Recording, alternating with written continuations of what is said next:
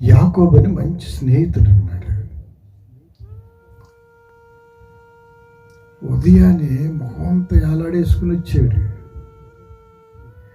ఎందుకురా మొహం అంతా ఏలాడేసుకుని వచ్చావంటే, మా పాస్టర్ గారు కనీసం ఈ 3 రోజులన్న ఉపవాసం ఉండమన్నారు. 28, 29, 30 కొత్త సంవత్సరానికి నూతన బలం వచ్చిందని. ఎప్పుడు ఉపవాసం అంటే ఏం చేసావు, ఏం తినలేదా అంటే, ఉదయం టిఫిన్ చేశాను, మళ్ళీ 3 దాకా అన్నం ముట్టుకోలే, 3 తర్వాతే అన్నం ముట్టుకున్నాను అంటున్నాడు.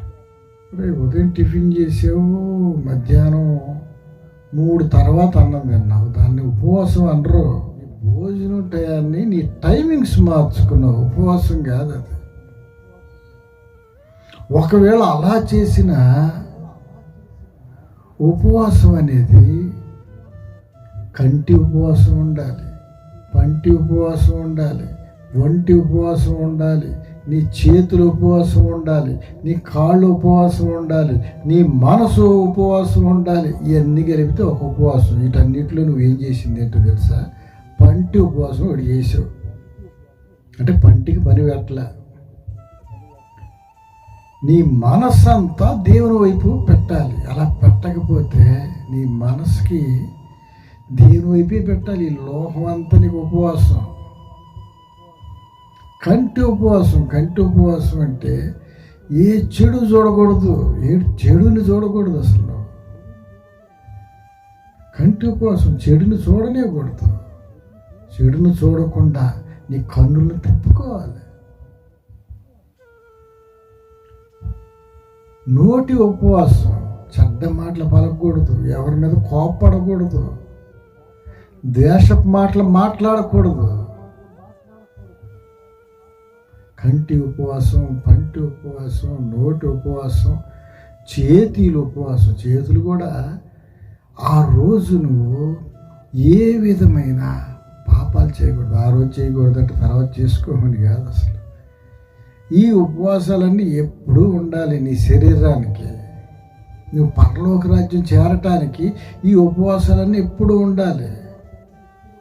ఉపవాసం అంటే టైమింగ్ మార్చుకోవటం కాదు. పొద్దున్నే పళ్ళానికి ఉప్మా తిని మధ్యాహ్నం టైమింగ్ మార్చి 1 గంటకి 2ంటికి తినేది 3ంటికి 3 తర్వాత తింటే ఉపవాసం అవుతుంది. దానికి తగ్గ క్రియలు నీలో ఉండాలి. కళ్ళు కంటి ఉపవాసం పరిశుద్ధంగా ఉండాలి. పంటి ఉపవాసం పరిశుద్ధంగా ఉండాలి. నీ నోరు, చేతులు, కాళ్ళు, మనస్సు, చివరికి నీ దేహం అంతా పరిశుద్ధంగా ఉన్నప్పుడే నీ ఉపవాసానికి ప్రతిఫలం దొరికింది. 3 రోజులు నువ్వు టైం మార్చుకుని తినొచ్చి మొహం వేలాడేస్తే నీకేం ఉపయోగం ఉంటుంది? ఏం ప్రయోజనం ఉంటుంది? చాలామంది చేసేయన్నీ చేస్తా ఉపవాసం కూడా చేస్తున్నారు. ఏంటి ప్రయోజనం ఉంటుంది? వెళ్తా ఉంటే దారిలో ఒక చిన్న మాట అందని గట్టిగా అరుస్తూ ఉంది. ఆమె ఏదో లోకస్తురాలు ఒక మాట అంది, ఏం గట్టిగా అరుస్తుంది.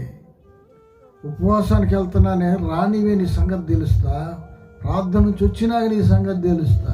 ఎక్కడికి వెళ్తుందంట? ఉపవాసానికి వెళ్తుందంట. వచ్చిన తర్వాత మళ్ళీ సంగతి చెప్పిందంట. ఏం ఉపవాసాలు చేస్తున్నారు?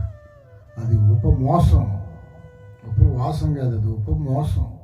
నిన్ను నువ్వే మోసం చేసుకుంటున్నావు. ఉపవాసం ఎలా చేయాలో తెలుసుకోవాలి.